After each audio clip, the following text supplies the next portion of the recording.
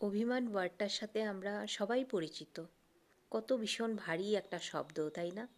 সেজন্যই হয়তো আমরা অভিমান সবার সাথে করতে পারি না। অভিমান শুধু হয় তার সাথে যার কাছ থেকে আমরা একটু বেশি আশা করি। তার সাথে কথা বলার আগে ভাবতে হয় না কি বলবো, কিভাবে বলবো।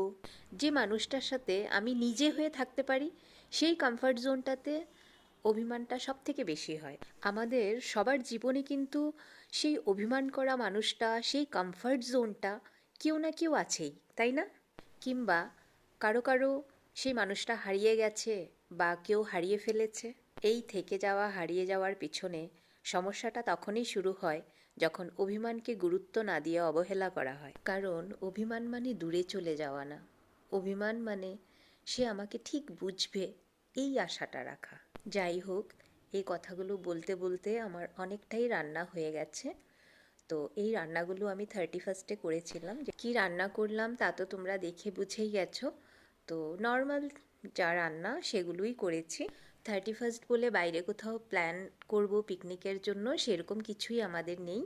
আর নর্মালি যা বাড়িতে রান্না করছি সেটাই। দেবু আসবে বাড়িতে, সেটাই আমাদের সেলিব্রেশন। সব স্পেশাল ওকেশনে ও বাড়িতেই চলে আসে।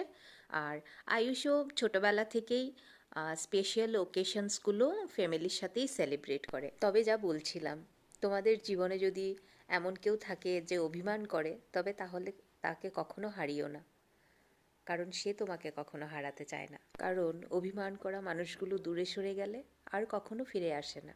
আবার কথা হবে। Bye bye.